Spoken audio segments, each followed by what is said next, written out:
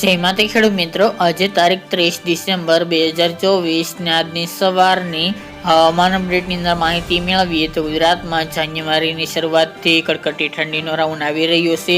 ગુજરાતની અંદર કાતિલ ઠંડી જોવા મળશે. સાથે જ બેક ટુ બેક વેસ્ટર્ન ડિસ્ટર્બન્સને કારણે મકર સંક્રાંતિ સુધી ગુજરાતમાં ઠંડી જોવા મળશે. તો તેની સંપૂર્ણ માહિતી મેળવીશું. ઝાકળ, વરસાદ અને પવનની પણ અપડેટ આપણે આ વિડીયોની અંદર મેળવીશું. ચેનલમાં નવા હોય તો ચેનલને સબસ્ક્રાઇબ કરીને વિડીયોને લાઈક આપીને શેર કરી દેજો.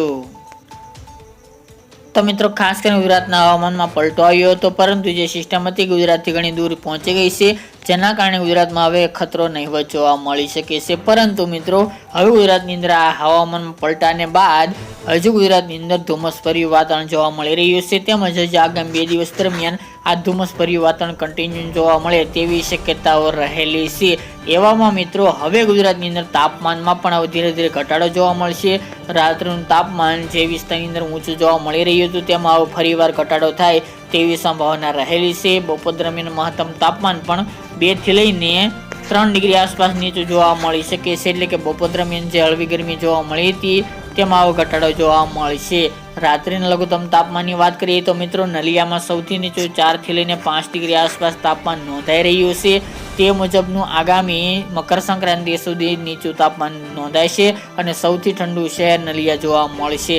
બાકીના વિસ્તારોની વાત કરીએ તો તેમાં પણ હવે ધીરે ધીરે તાપમાન નીચું જઈ રહ્યું છે, જેના કારણે ગુજરાતમાં કડકડતી ઠંડીનો રાઉન્ડ જોવા મળશે.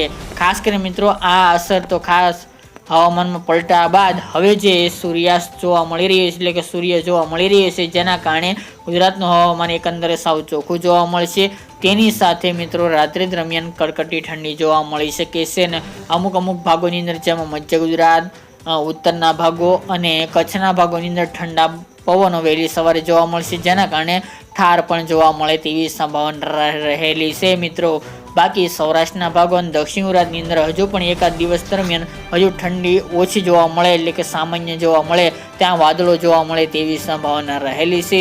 બાકી ઉત્તરના સાબરકાંઠા, બનાસકાંઠા, પાટણ, મહેસાણા એ ભાગોની અંદર 10 ડિગ્રી તો તેના કરતાં પણ નીચું તાપમાન અમુક ભાગોની અંદર જોવા મળશે.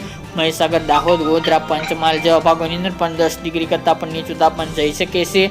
અમદાવાદ, ગાંધીનગરમાં પણ 10 થી 11 ડિગ્રી આસપાસ તાપમાન જોવા મળે તેવી સંભાવના રહેલી છે. કચ્છના અન્ય વિસ્તારની અંદર પણ તાપમાન 8 ડિગ્રી આસપાસ નોંધાશે.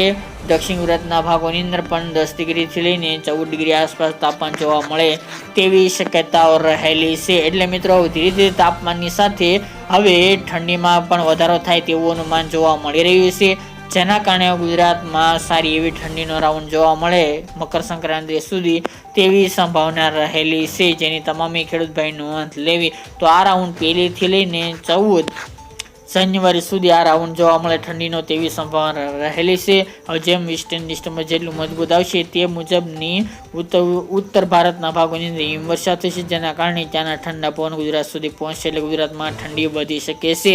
બાકી પવનની ઝડપ નોર્મલ જોવા મળશે. અમુક ભાગોની અંદર પવનની ઝડપ થોડી સામાન્ય વધી શકે છે. બાકી નોર્મલ કેટેગરીના પવનો જે ઉત્તર પૂર્વ અને પૂર્વ દિશાના ચાલી રહ્યા છે તે મુજબના ચાલશે. બાકી મિત્રો, ઝાકળ વરસાદનું પ્રમાણ હાલ તો હળવું જોવા મળી રહ્યું છે અમુક ભાગોની અંદર. સાથે જ મિત્રો, ધુમ્મસ ભર્યું વાતાવરણ પણ વહેલી સવારે જોવા મળશે, એટલે કે મેઘરવો જેવું વાતાવરણ હાલ તો સર્જાય તેવી સંભાવના રહેલી છે. અને આગામી મિત્રો 14 એટલે કે મકર સંક્રાંતિ સુધી ગુજરાતના હવામાનમાં પલટો આવે કે માવઠું થાય તેવા પણ સંજોગો જોવા મળતા નથી, એટલે કોઈ ખેડૂત ભાઈને ડરવાની જરૂર નથી. તો મિત્રો, આ અત્યારની વહેલી સવારની અપડેટ. ફરી એક નવા વિડીયો સાથે મળીશું.